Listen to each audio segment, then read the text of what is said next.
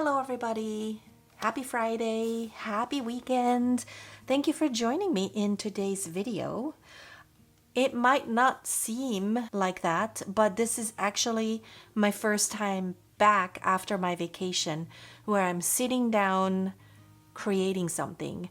I did a bunch of paintings before I left, and then I had one on my docket that I was saving for occasions where I am a little bit pressed on time, and that was the one that I released last week. And thank you so much for everybody who was tuning into that one. I am so glad to see that a lot of you enjoyed it. So I have been sitting here trying to figure out what I want to do, and when I am a little bit indecisive as to what I want to do, or I don't feel a certain way, I tend to go back to the things that I know work for me and get me back into the groove. So I am going to go back to the negative painting techniques that I have been doing, which was also the last one that I did. And I am in need of some happy colors. So if you have been a regular viewer of my channel, you may remember that I have lost my Daniel Smith Quin Gold. I have no idea where it is, and I've been very sad ever since because it's one of my favorite colors. On our most recent trip down to San Diego, we went to a reuse store, which is a store where people donate their craft, art supplies, what have you, and they will resell it at a lower price.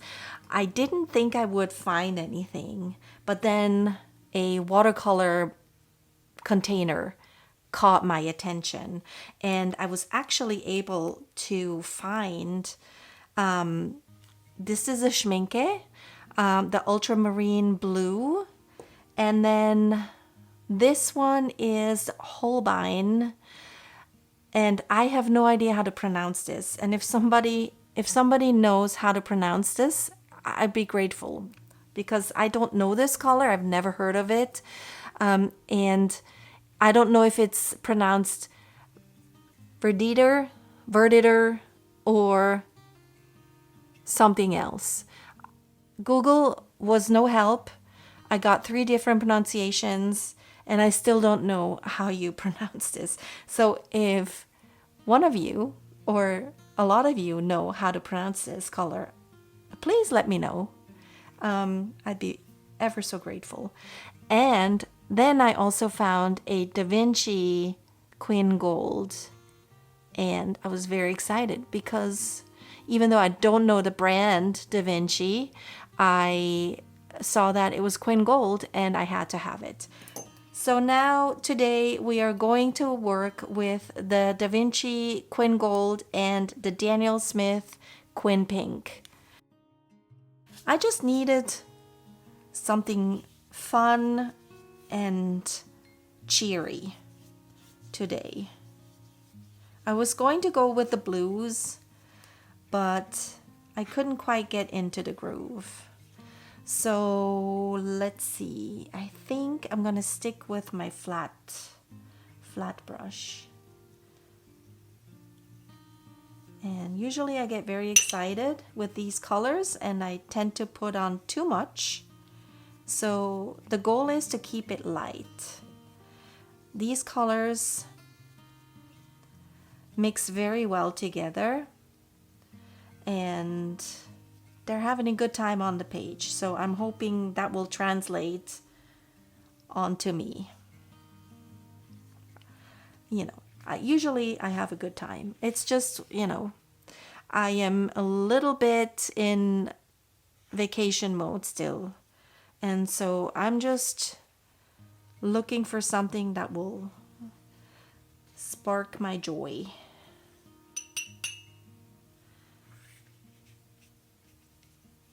I'm going to keep it light.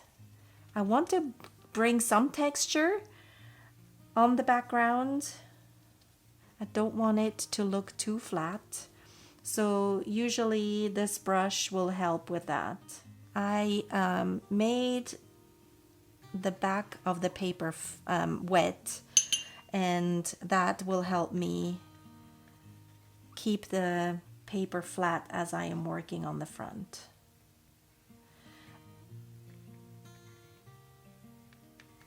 Now let's not get too carried away here.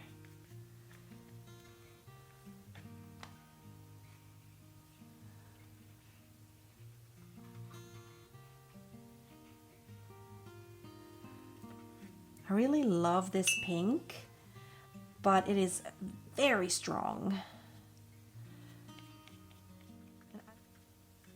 I think I'm gonna leave it here and I'm gonna let it dry, and then I will come back and we can put some shapes on top. I'm not quite sure yet what I want to do. All right, that is that. I will be back once this is dry. So this is how it dried, but I changed my mind as to what I want to do with it. I think instead of filling the page with different shapes, I want to make them look like they're going in a circle. So I'm gonna grab a pencil and start sketching what I want to do.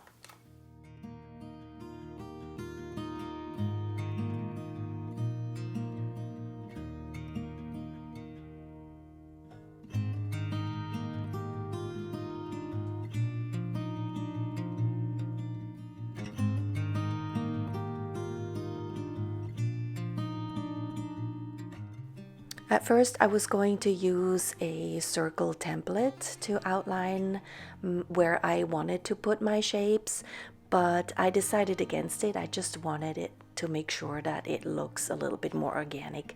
So I just kind of drew them on. I had to erase some of the lines, which I was happy to see that worked really well. And even if it didn't, I am going to cover most of it up again with the second layer of watercolors anyway.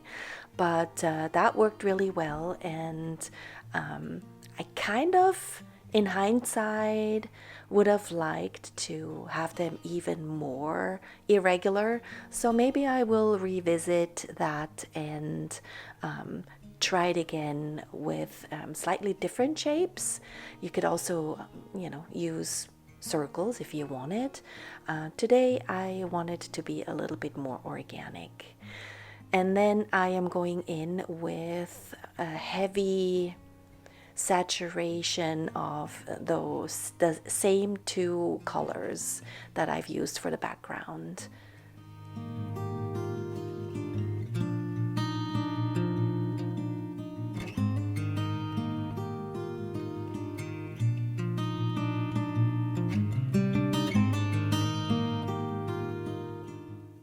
It's so funny to me that I don't see it while I am working on it, and I only realize it once I look back at the footage and do my voiceovers.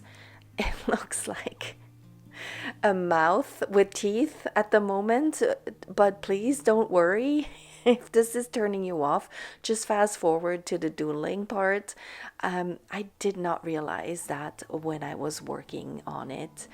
It looks like somebody is screaming at you, so I hope that I will remedy that for you. It did for me, so please just be a little bit patient with me while I fill this in. It's going to look a lot different after.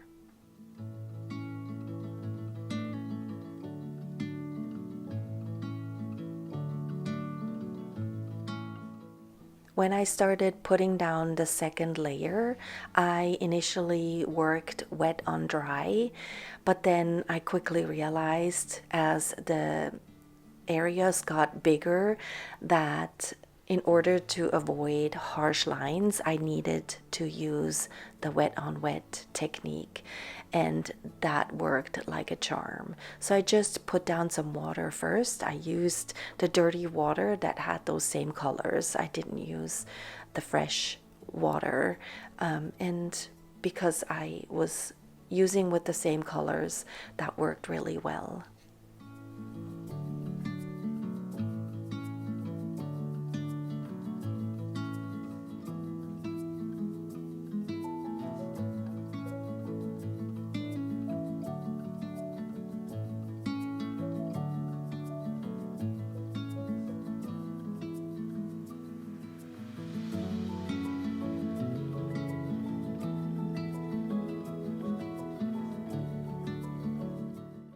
So this is what it looks like right now. I hope it's not looking like teeth anymore so much, but I am now letting that dry, and once it is dry, I can go in and put down the third layer of colors. And today I chose my beloved silver gold, and then instead of adding more watercolors, I just added colors by using the colored pencils. I could have used watercolor too, but I just wanted to switch it up and use a little bit more mixed media in this piece.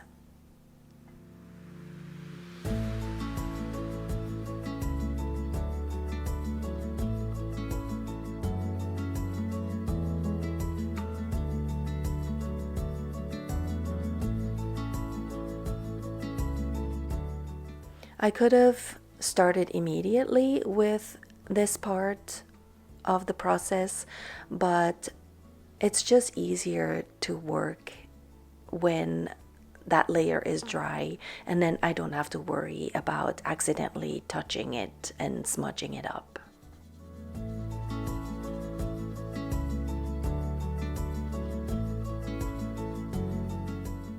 I used regular colored pencils for this part. You could potentially use watercolor pencils and then go over it with some water and smooth it out. That's not the look that I wanted to go for today, and so I really like adding these colored pencils additions to these pieces. I am a stickler for a sharp point, so whenever you see me turning the pencil, it is because it is getting dull, and I am sharpening my pencils very often throughout this. I cannot stand a dull point.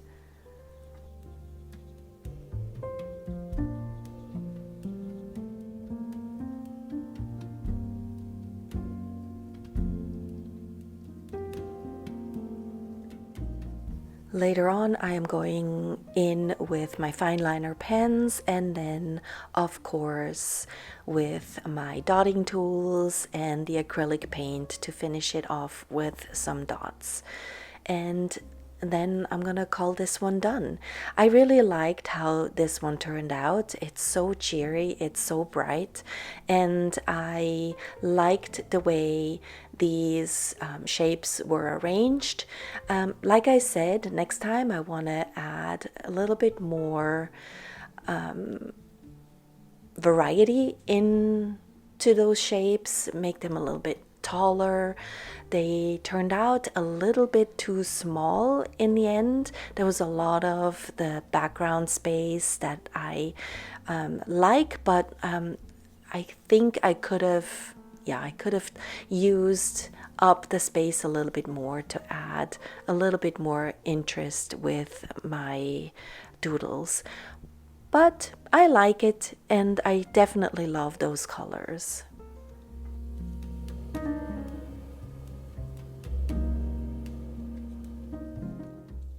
If you're curious what I have been using today, everything is always linked in the description box below the video.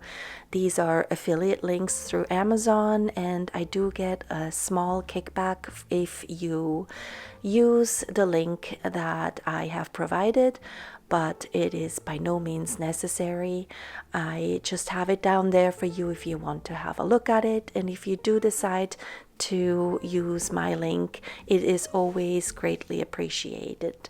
Whatever I make through those links will go straight into buying new art supplies and mostly paper, because that's what I'm going through the most. So it is always appreciated, but never expected. The only thing I wasn't able to link was the Vinci Quin Gold. I couldn't find it on Amazon. If you are curious as to what it looks, the Daniel Smith Quin Gold is very similar, if not identical. So I linked that one below for you instead. If you liked today's video and you have not yet subscribed to my channel, by subscribing you will get notified of new videos that I post, and I post every week. And I have a bunch more of these similar styles on my channel already. And as always, I have a button at the end of the video that will take you to all of my most recent videos that I have done this year. It's a great way for smaller channels to be supported, and best of all, it's free. And I wanted to quickly say a huge thank you to my regular viewers, my subscribers, my channel members. I see you, I appreciate you. Thank you for all of your lovely comments. And with that, I'm going to say goodbye. Until next time, have a wonderful week wherever you are in the world. Stay creative, and I will see you next Friday.